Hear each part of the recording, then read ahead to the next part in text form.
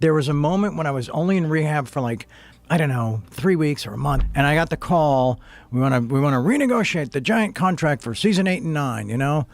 And I was on the phone. I said, I don't think so. For 12 years, one house on a soundstage in Los Angeles hosted one of the loudest, messiest, most unapologetically silly comedies television has ever produced. It survived a scandal that would have buried almost any other show. It survived a lead actor walking away in the middle of a very public breakdown. It even survived swapping out its entire leading man mid-run, something sitcoms almost never attempt and even more rarely pull off. And then, after all of that, it ended, not with a quiet fade to black, but with a single jarring image that left millions of viewers staring at their screens in stunned silence. What was that final scene really saying? Was it a joke, a message, or something more personal than anyone realized at the time? To understand why that moment hit so hard, we have to go back to where this whole story began. The idea for the show didn't come from a writer's room or a network pitch meeting. It came from an ordinary night out. In February of 2002, veteran television producer Chuck Lorre sat in a Los Angeles bar talking with a friend who was going through a divorce. The friend was trying to raise his son while living with his unmarried brother, and the arrangement was equal parts chaotic and touching. Lorre saw a show in it immediately, and he brought writer Lee Aronson on board to help shape the idea into something CBS could put on the air. The earliest version of the concept looked nothing like what audiences eventually watched. The original pitch centered on a single father, his gay brother, and the father's son. Network executives worried the premise was too risky for a mainstream Monday night audience, so they pushed for something simpler and safer. The final version swapped in a freewheeling jingle writer and his uptight chiropractor brother, raising the brother's son together in a Malibu beach house. It was a smaller change on paper, but it reshaped the entire tone of the series, trading social commentary for broad, easy comedy. Getting the show approved was its own battle. Just 2 weeks before the pilot was scheduled to film, CBS came close to killing the project outright. The sticking point was money. The per-episode budget had climbed to roughly $1.2 million, an enormous figure for a sitcom at the time. Lorre personally cut his own salary by a quarter and worked to renegotiate cast deals just to keep the show alive. It worked. CBS gave the official green light in August of 2003, and production moved forward on a beach house set built to mirror Lorre's actual Malibu home, right down to the layout. Even the theme song came together almost by accident. Lorre wrote it in under an hour, just days before filming began. The title itself wasn't locked in until 17 days before the premiere, after the network rejected several other options. What started as a rushed, almost accidental production became, within a few short years, one of the most watched comedies on American television. By the mid-2000s, the show had found its identity, and so had its star. Charlie Sheen's portrayal of Charlie Harper, a boozy, commitment-phobic bachelor who treated responsibility as something that happened to other people, became appointment viewing for millions of households. Audiences didn't love Charlie Harper because he was a good man.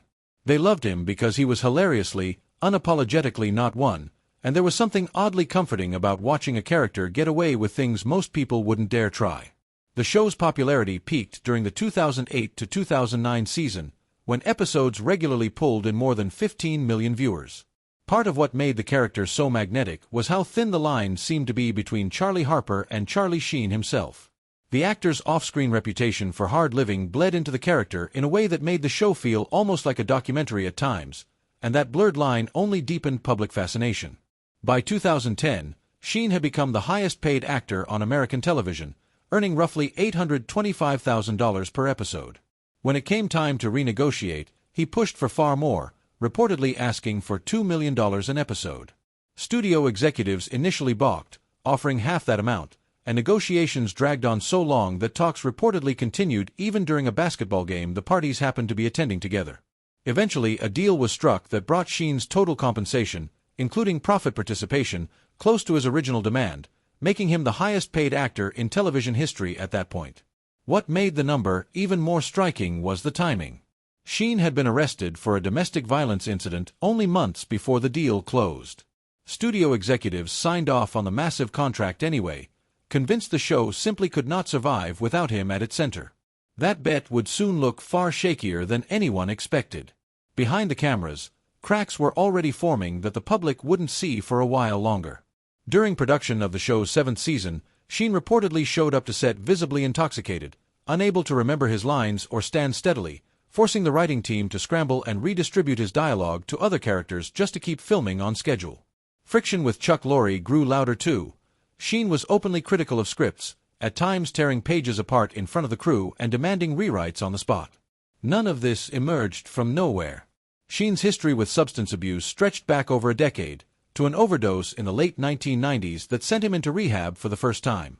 The pattern resurfaced violently on Christmas Day 2009, when he was arrested following an incident involving his then-wife, Brooke Mueller, and again in October 2010, when an intoxicated night in a New York City hotel room left thousands of dollars in damage and led to another stint in treatment. By January 2011, the situation had become impossible to manage quietly. CBS and Warner Brothers made the decision to halt production so Sheen could seek help, hoping a pause would be enough to stabilize things. Instead, the opposite happened. Reports of an extended chaotic gathering at his home ended with a hospitalization, and even after that, Sheen insisted publicly that he was in complete control. What followed in February 2011 turned a private crisis into a full-blown media spectacle. In a radio interview, Sheen unleashed a barrage of personal attacks against Chuck Lorre, using language that stunned listeners and instantly became national news. He described himself in increasingly outlandish terms, and the interviews kept coming, each one stranger than the last, each one clipped, shared, and endlessly replayed online. Phrases from those appearances turned into viral catchphrases almost overnight. When Sheen joined Twitter that March, he gained 1 million followers in a single day, a record at the time, driven largely by sheer curiosity about what he might say next. The studio couldn't wait any longer. On March 7, 2011, Charlie Sheen was officially fired from the show he had carried for nearly a decade. Warner Brothers laid out its reasoning in an 11-page termination letter, citing repeated verbal attacks on Lorre, disruptive on-set behavior, and concerns about both his well-being and possible legal issues connected to substance use. The fallout was immediate. Roughly 200 crew members were affected when the remaining episodes of the season were scrapped, at an estimated cost of $10 million. It was a rare case of a major studio choosing to walk away from enormous profit in the name of basic workplace safety. Sheen didn't go quietly. Just days after his firing, he filed a $100 million lawsuit against Warner Brothers and Lorre, arguing he'd been unfairly blamed and was ready and willing to keep working. A court eventually ruled the dispute had to go through private arbitration rather than a public trial, and by September 2011 the two sides had reached a confidential settlement. The exact terms were never disclosed, though estimates at the time suggested Sheen may have ultimately received well over $100 million once future rerun earnings were factored in.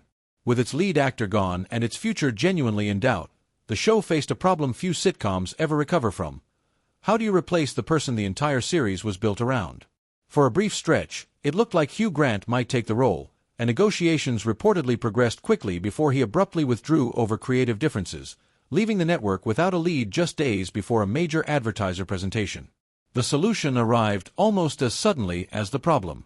Ashton Kutcher entered talks in mid-May 2011, and the deal came together fast, a contract worth $20 million for a single season.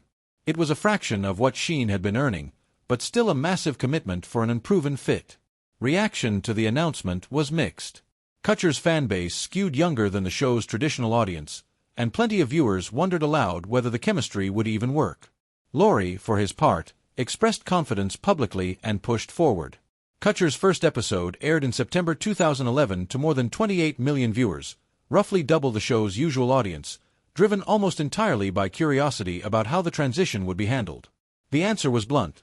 The show opened with Charlie Harper's funeral, revealing he'd died in Paris after being struck by a train, a dark, almost self-aware joke that closed one chapter before immediately opening another.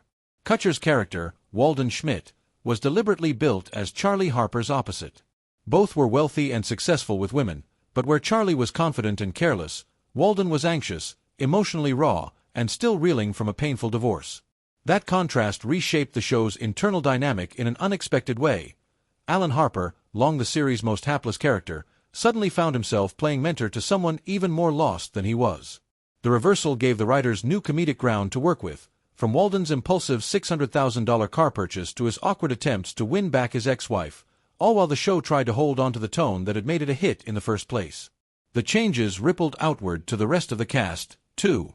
As Walden took over the role of the show's naive outsider, Jake Harper, played by Angus T. Jones, gradually faded into the background, appearing less and less as the seasons went on.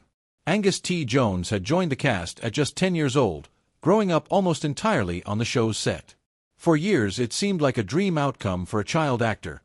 Massive visibility, financial security, a role that made him instantly recognizable. But as he got older, his relationship with the material began to shift.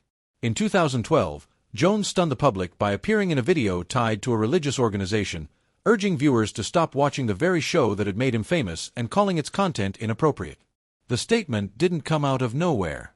He'd reportedly grown increasingly uncomfortable with the show's humor around sex and substance use, and that discomfort had started showing up at work. Colleagues noticed he'd become quieter and more withdrawn, and he'd asked writers to scale back his involvement in scenes he personally objected to. The shift coincided with a deepening religious commitment. Around this time Jones had become active in a Seventh-day Adventist congregation and was baptized, and he later said he felt a responsibility to speak honestly about his beliefs, even knowing it might cost him professionally. Reaction split sharply.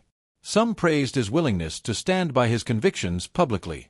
Others, especially within the industry, saw it as an ungrateful shot at the colleagues who'd worked alongside him for over a decade. Jones apologized the next day, clarifying he hadn't meant to insult his co-workers, but he didn't walk back his criticism of the show's content, and relationships on set stayed tense afterward. By 2013, CBS confirmed he wouldn't return as a regular, and a year later it was official. He wouldn't be back for the final season at all. Jones used the break to step away from acting almost entirely, enrolling at the University of Colorado Boulder to study environmental studies and Jewish studies, later saying in interviews that he'd finally found a sense of peace in the new direction of his life. Despite his departure, Jones made a brief, meaningful return for the series finale in 2015, giving Jake Harper a clean conclusion as a grown man who'd quietly turned his inheritance into a small fortune. CBS spent months building anticipation for the finale, titled Of Course He's Dead, and promotional material deliberately teased the possibility that Charlie Harper, and by extension, Charlie Sheen, might somehow return, without ever confirming it either way. The buzz kept building right up to the broadcast. Jon Cryer appeared on a late-night talk show days before the finale, teasing that the ending would be genuinely unpredictable. The second-to-last episode closed on a deliberate cliffhanger, with Alan receiving a mysterious package addressed to Charlie, sending fans into a frenzy of theories online. Sheen himself added to the chaos the day before the finale aired, posting a message suggesting he wouldn't be appearing at all, though it was framed with enough humor that fans weren't sure whether to take it seriously. Production kept details locked down tightly. The episode had actually been filmed weeks earlier, with even guest performers given only the pages relevant to their own scenes to prevent leaks. When the finale finally aired in February 2015, it drew more than 13 million viewers.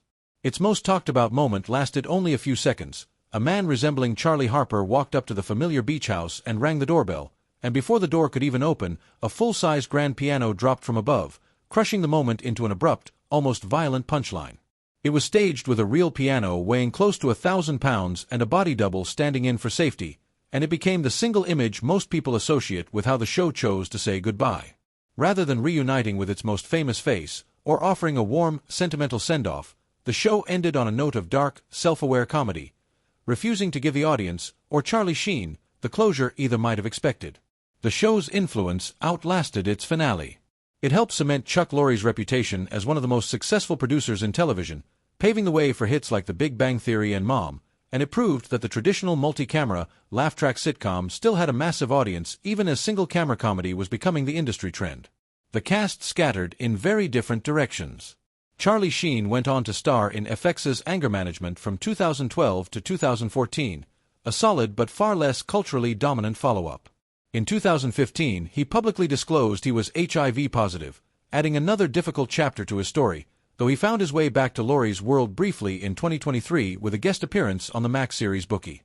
Jon Cryer moved smoothly into new roles, winning 2 Emmy Awards and stretching into more dramatic territory with a run as Lex Luthor across the Arrowverse, before returning to sitcom leads with NBC's Extended Family in 2024.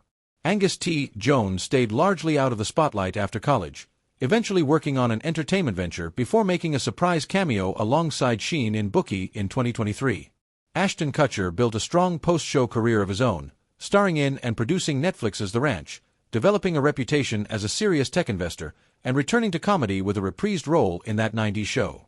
Of everyone connected to the series, Sheen's arc remains the most dramatic swing of Fortune television has seen, from the highest-paid actor in the medium's history to a very public unraveling and, later, a long road toward rebuilding. On the 10th anniversary of his breakdown, he reflected publicly that he wished he'd handled things differently.